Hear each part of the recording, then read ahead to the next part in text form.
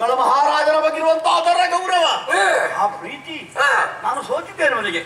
ಯುದ್ಧ ಮಾಡಿ ಕಾಳಗದಲ್ಲಿ ಸೋತದ್ದಲ್ಲ, ಅವನ ಗುಣ ವಿಶೇಷಗಳಿಗೆ ಸೋತು ಅವರ ದಾಸನಾಗಿದ್ದೆ.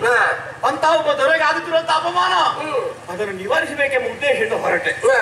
ಏನು ಮಾಡೋದು? ಆನೆ ಹೌದು, ಪರಾಕ್ರಮದಲ್ಲಿ ಕುಲಿಗೆ ಬಿದ್ದಾನೆ. ಹೌದಾ? ನಮ್ಮ ಸ್ಥಿತಿ ಹಾಗಾಗಿದೆ.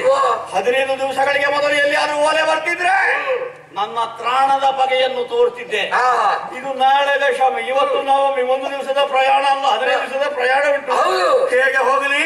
ಹೇಗೆ ಮೊದಲು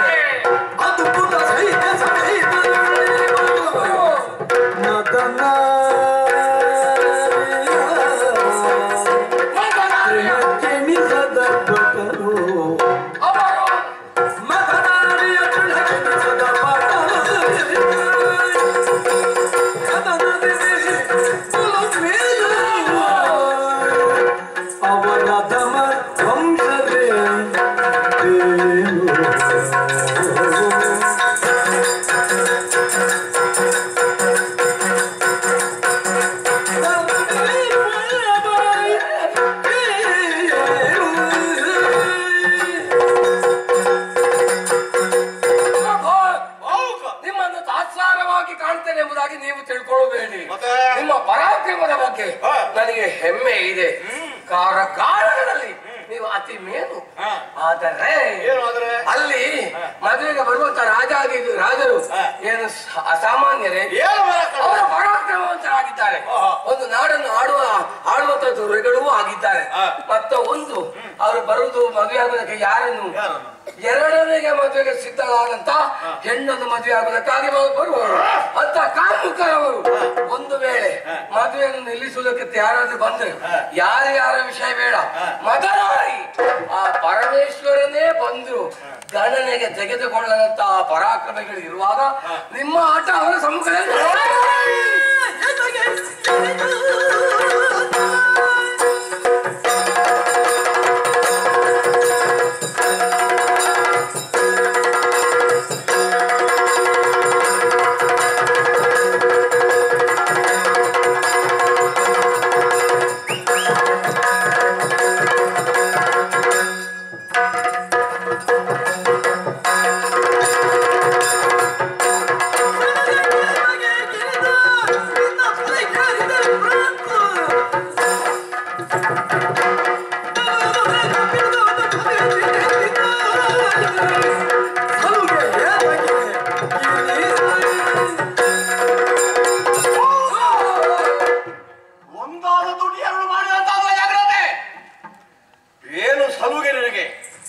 ಚಕ್ರವರ್ತಿಗಳ ಬಳಿಯಲ್ಲಿರುವ ಎಂಬ ಉದ್ದೇಶದಿಂದ ನಿನ್ನನ್ನು ಅತ್ಯಂತ ಆಸ್ಥೆಯಿಂದ ಬಳಿರಿಸಿಕೊಂಡ್ರೆ ಕೊಟ್ಟ ಸಲುಗೆ ಹಾಕಲ್ಲ.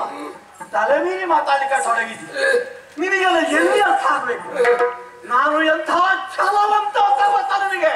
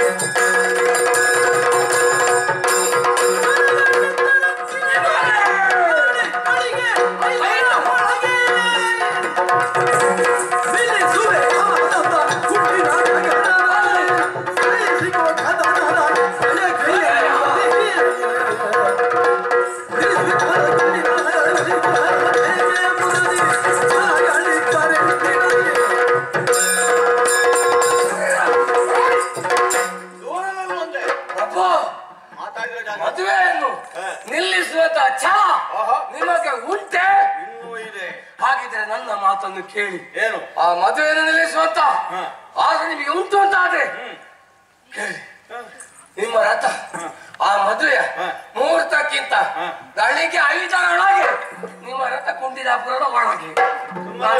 ಏನಾದ್ರೂ ಒಂದು ಹಾಸ್ಯಕ್ಕೆ ಮಾತಾಡುದು ಹಾಸ್ಯ ಮಾಡುವ ಸಂದರ್ಭ ಬೇಕಾ ಬೇಡ ಸಮಯ ಸಂದರ್ಭಕ್ಕೆ ಮಾತಾಡಿದ್ದೇನೆ. ಸಮಯ ನೋಡ್ಬೇಕಾ ಬೇಡವಾ? ನೋಡಿದ್ದೆ.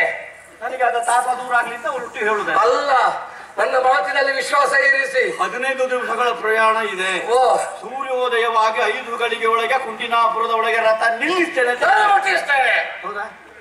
ನನ್ನ ಕಣ್ಣಲ್ಲಿ ಕಣ್ಣಿಟ್ಟು ಹೇಳು. ಏನು ನೀವು ಕಣ್ಣು ಪರೀಕ್ಷೆ ಮಾಡ್ತೀರಾ? ಪರೀಕ್ಷೆ ಎಲ್ಲ ಹೇಳು. ನಿನ್ನ ನಿರ್ಧಾರ ನನಗೆ ಅರ್ಥ ಆಗುತ್ತದೆ. ಹೇಳು ಹೇಳು.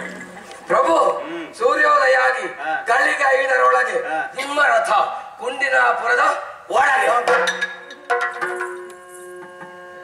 ಕಣ್ಣನ್ನು ನೋಡುವಷ್ಟು ಸಾಮರ್ಥ್ಯವಿಲ್ಲ ನನಗೆ. ಅಷ್ಟು ನಿರ್ಧಾರದ ನುಡಿಗಳು ಒಂದೇ. ಕೊಂಡೋಗಿ ನಿಲ್ಲಿಸ್ತೀಯ? ಹಾಗಿದ್ರೆ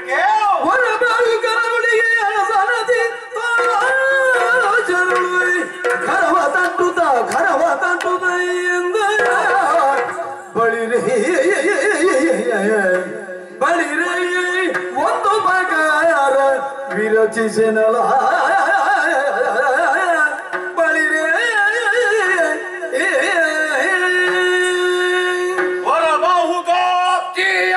ನೀವು ಈ ಉಪಕೃತಿಯನ್ನು ನನಗೆ ಎಸಗಿದೆ ಅಂತ ಆದ್ರೆ ಮತ್ತೆ ಹೊರಬಾಹುಕನೇ ನನಗೊಂದು ವರ ಕೊಟ್ಟ ಹಾಗೆ ನಡು ನೆತ್ತಿಗೆ ಮಧ್ಯಾಹ್ನದ ಕಾಲಕ್ಕೆ ಸೂರ್ಯನನ್ನು ನೋಡಬಲ್ಲೆ ನಾನು ನೆಟ್ಟ ದೃಷ್ಟಿಯಿಂದ. ನಿನ್ನ ಕಣ್ಣುಗಳಲ್ಲಿ ಕಣ್ಣಿಟ್ಟು ನನಗೆ ಮಾತಾಡೋಕಾಗುತ್ತಾ ಇಲ್ಲ. ಅಂತ ಒಂದು ಪ್ರಭೆಯಿಂದ ಕಣ್ಣಲ್ಲಿ ಕಾಣಿಸಿತು ನನಗೆ. ನಿರ್ಧಾರದ ನುಡಿಗಳನ್ನು ಆಡಿದ್ದು ಈ ಕಾಲಕ್ಕೆ. ಯಾವನೇ ಆಗಲಿ ಕಣ್ಣು ನೋಡಿದ್ರೆ ಗೊತ್ತಾಗ್ತದೆ ಎಷ್ಟು ಸತ್ಯಸಂಧ ಅಂತ. ಹೌದೇ? ನೀನು ಆಡಿದಂತಹ ಮಾತನ್ನು ಈಡೇರಿಸಿಕೊಡ್ತೀವಿ ಪೂರೈಸಿ ಎಂಬ ವಿಶ್ವಾಸ ನನ್ನ ಚಿತ್ತಕ್ಕೆ ಬಂದಿದೆ. ನಳ ಮಹಾರಾಜರ ಕುರಿತು ಅಷ್ಟು ಗೌರವ ಇದೆ ಪುಣ್ಯಾತ್ಮ. ಅವನಿಗಾಗಿ ಇಷ್ಟನ್ನಾದ್ರೂ ಮಾಡ್ಬೇಕೋ ಬೇಡವಲ್ಲ. ಹಾಗಾಗಿ ಸಂತೋಷ ಆಯ್ತು. ಹೊರಡುವ, ಈಗಲೇ ಹೊರಡುವ, ಹೋಗುವ. ಅವಸರ ಮಾಡೋದು ಯಾಕೆ?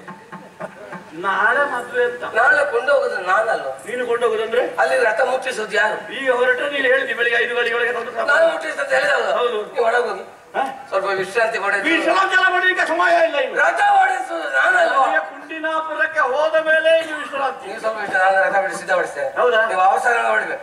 ಬೇಗ ಸ್ನಾನ ಮಾಡಿ ಸ್ವಲ್ಪ ಮುಂದು ಮಲಗಿ ಬಂದು. ಏನಿಲ್ಲ, ನಾನು ಸಿದ್ಧರಾಗಿ ಬರ್ತೇನೆ. ಆಯ್ತು ಆದಿತ್ತು. ಬೇಗ ಬೇಗ ಬೇಗ ನೀವು ಸಿದ್ಧಪಡಿ.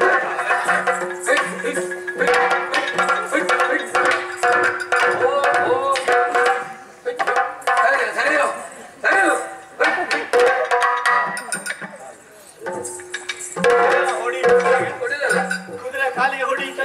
ರಥ ಸಿದ್ಧಪಡಿಸಿ ಹೊಡೆದ್ರೆ ಅದು ಹೊರಟುದೇಗೆ ಹೊರಡಿದ್ದಾರೆ. ಸಿದ್ಧ ಆಯ್ತಾ? ಮಾಡಿ ಸುಮ್ಮನೆ ಮಾತನಾಡುದು ಅಂತ. ಎಂತದ್ದು ಮಾತಾಡುದು? ಮದುವೆ ನಿಲ್ಲಿಸ್ತೇನೆ ಅದು ಸಂತೋಷ ಆಯ್ತು ನನಗೆ. ಇನ್ನು ನಿನ್ನ ಜೊತೆಗೆ ಹೊರಟ ಅರ್ಧ ದಾರಿಯಲ್ಲಿ ಬಿದ್ದು ಸಾಯ್ತು. ಒಂದು ಕುದುರೆ ಕಟ್ಟಿದ್ದಾನೆ, ಎಲುಬು ಲೆಕ್ಕ ಮಾಡುವುದು ಅಂತ ಕುದುರೆ ಕಟ್ಟಿದ್ದಾನೆ. ಈ ಕುದುರೆಗಳು ನಮ್ಮನ್ನು ಎಳ್ಕೊಂಡು ಹೋಗ್ಲಿಕ್ಕೆ ಉಂಟಷ್ಟು ಬೇಗ. ವಿಷಯ ಗೊತ್ತಿಲ್ಲ. ಕುದುರೆಯ ವಿಷಯಗಳನ್ನೆಲ್ಲ ಅರಿತವನು ನಾನು. ಆ ಬಡಕಲು ಕುದುರೆ ಎಂಬುದಾಗಿತ್ತು. ನೀವು ತಾತ್ಸಾರವಾಗಿ ಕಾಣೋದು ಬೇಡ. ನಮ್ಮ ಲಾಯದಲ್ಲಿ ದಷ್ಟಪುಷ್ಟವಾದ ಕುದುರೆ ಉಂಟು. ಅದೆಲ್ಲ ಕತ್ತೆಗೆ ಹುಟ್ಟಿದ್ದು.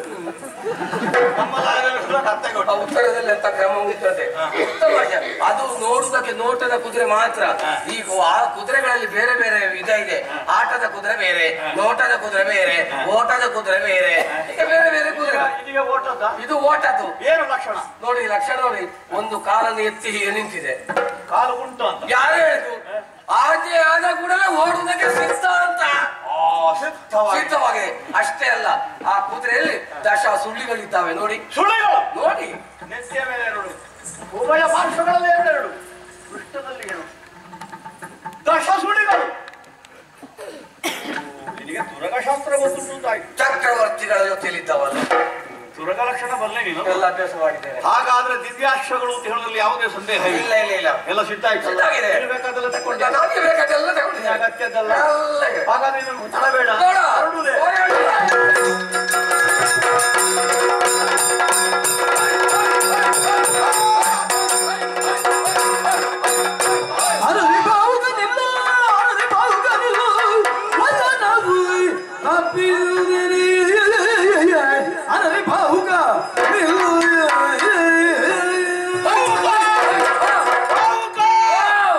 ಇಷ್ಟು ಹತ್ತಿರ ನಿಮಗೆ ಕೇಳಿಸಿದ್ರು.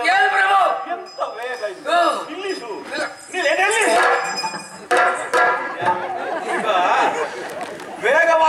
ಬರುತ್ತಿರುವಾಗ ಕೆಂದೂಳು ಮೇಲೆ ಇಟ್ಟು ಕಣ್ಣಿಗೆ ಬೀಳ್ತಾ ಇತ್ತು. ಹಾಗಾಗಿ ಕೈಯಲ್ಲಿದ್ದ ಕರವಸ್ತ್ರ ಇದೆಯಲ್ಲ ಅದರಲ್ಲಿ ಬೀಸುತ್ತಾ ಧೂಳು ನಾನು ದೂರ ಮಾಡ್ತಾ ಇದ್ದೆ.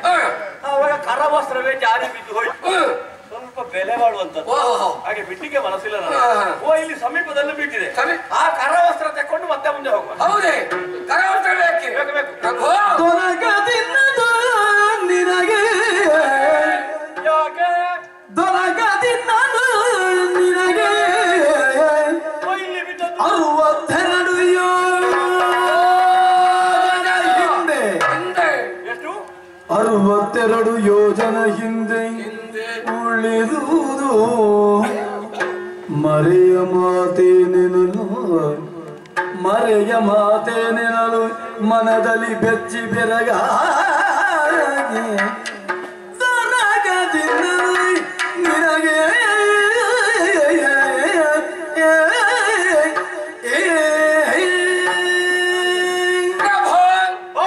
ನಿಮಗೆ ಮದುವೆ ನಿಲ್ಲಿಸಬೇಕಾ ಕರವಸ್ತ್ರ ಬೇಕಾ? ನನಗೆ ಮದುವೆ ನಿಲ್ಲಿಸಬೇಕು, ಕರವಸ್ತ್ರವೂ ಬೇಕು. ಅದೊಬ್ರು ಉಡುಗೊರೆ ಕೊಟ್ಟದ ನನಗೆ. ಎರಡೂ ಆಗುದಿಲ್ಲ. ಕರವಸ್ತ್ರ ಬೇಕು ಅಂತ ಆದ್ರೆ ಮದುವೆ ನಿಲ್ಲಿಸುವುದಕ್ಕಾಗುದಿಲ್ಲ, ಮದುವೆ ನಿಲ್ಲಿಸಬೇಕು ಅಂತ ಆದ್ರೆ ಕರವಸ್ತ್ರ ಸಿಕ್ಕುದಿಲ್ಲ. ಅಲ್ಲ, ಕರವಸ್ತ್ರ ಇಲ್ಲಿ ಬಿದ್ದದಲ್ಲ. ಅದು ನೀವು ಹೇಳುವವರು ನಿಲ್ಲಿಸಿದಂತಹ ಸ್ಥಳದಿಂದ ಕರವಸ್ತ್ರ ಇಲ್ಲೇ ಬಿದ್ದಿದೆ ಎಲ್ಲೋ ಇದೆ ಅಂತ ಹೆಕ್ಕಿ ಕೊಡುತ್ತಾ ಅದು ದೊರಕಲು ಪ್ರಭು. ಅದು ನನಗೆ ಇಲ್ಲಿ ಸಿಗ್ಲಿಕ್ಕಿಲ್ಲ. ಆ ಕರವಸ್ತ್ರವು 62 ಯೋಜನ ಹಿಂದೆ ಉಳಿದುದು. 62 ಯೋಜನ ಹಿಂದೆ ಕ್ಷಣಕ್ಕೆ ಮೊದಲು ಬಿದ್ದಂತಹ ಕರವಸ್ತ್ರ 62 ಯೋಜನೆ ಹಿಂದೆ ಬಿದ್ದೆ. ಹಾಗಾದ್ರೆ ನಮ್ಮದಾದಂತಹ ರಥ ಎಷ್ಟು ವೇಗವಾಗಿ ಸಾಗುತ್ತಾ ಇದೆ. ಹೋಗುವ ನಿಲ್ಲೋ, ನನಗೆ ಸ್ವಲ್ಪ ಯೋಚಿಸುವುದಕ್ಕುಂಟು. ತಡ ಆದ್ರೆ ನೀನು ಹೊಣೆ ಅಲ್ಲ, ನಾನು ಹೊಣೆ. ತಡ ಆಗುವುದಂತ ಇನ್ನು ತಡ ಆದ್ರೆ ನೀನು ಹೊಣೆ ಅಲ್ಲ, ನಾನು ಒಂದೇ.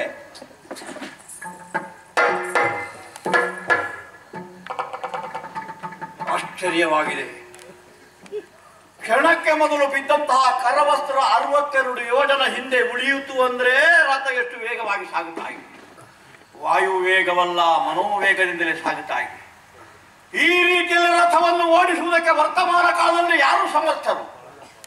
ಒಬ್ಬ ಶಾಲಿಹೋತ್ರನೆಂಬಂತಹ ಋಷಿ, ತುರಗಶಾಸ್ತ್ರವನ್ನೇ ಬರೆದವನು, ಅವನು ಬಲ್ಲ. ದೇವಸಾರಥಿಯಾದಂತಹ ಮಾತಲಿ ಬಲ್ಲ. ಮತ್ತೆ ವಾಯುದೇವರ ಅನುಗ್ರಹವನ್ನು ಹೊಂದಿದಂತಹ ನಳ ಮಹಾರಾಜ ಬಲ್ಲ. ಮೂವರಲ್ಲದೆ ಮತ್ತೊಬ್ಬರಿಂದ ಈ ಕಾರ್ಯ ಸಾಧ್ಯವಲ್ಲ. ಋಷಿಯಾದ ಶಾಲಿಹೋತ್ರನಲ್ಲ ಇವನು, ದೇವಸಾರಥಿಯಾದ ಮಾತಲಿಯೂ ಅಲ್ಲ. ಹಾಗಾದ್ರೆ ನಳನೇ ಬಂದಲ್ಲಿಂದಲೇ ಯೋಚನೆ ಮಾಡ್ತಾ ಇದ್ದೇನೆ. ನಾನು ಸಭಾ ಪ್ರವೇಶ ಮಾಡುವಾಗಲೇ ಸಿಂಹಾಸನಾರೂಢನಾಗಿದ್ದಂತ ನಾನು ದಿಗ್ಗನೆ ನನಗಿಂತಲೂ ಅರ್ಹತೆ ಯೋಗ್ಯತೆ ವರ್ಚಸ್ಸುಳ್ಳವನು ಮುಂದೆ ಬಂದ ಅಂತಾದ್ರೆ ತಾನು ಅರಿಯದೆ ತಾನು ಹೇಳ್ತಾರಂತ. ಇವನ ರೂಪ ನೋಡಿ ಬೆರಗಿನಿಂದ ಎದ್ದದ್ದು ಅಂತ ಭಾವಿಸಿದ್ರೆ ಅದಲ್ಲ, ಇವನಲ್ಲಿರುವಂತಹ ವರ್ಚಸ್ಸೇ ನನ್ನನ್ನು ಎಬ್ಬಿಸಿದೆ ಅಂತ ಅರ್ಥ.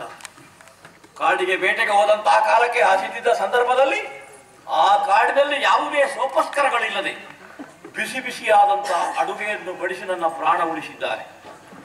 ಯಾರಿಗೆ ಸಾಧ್ಯ? ಇಂದ್ರ, ಅಗ್ನಿ, ವರುಣ, ವಾಯು ಎಂಬಂತಹ ದೇವತೆಗಳ ಅನುಗ್ರಹವನ್ನು ಹೊಂದಿದಂತಹ ನಳ ಮಹಾರಾಜನಿಗೆ ಮಾತ್ರ ಸಾಧ್ಯ.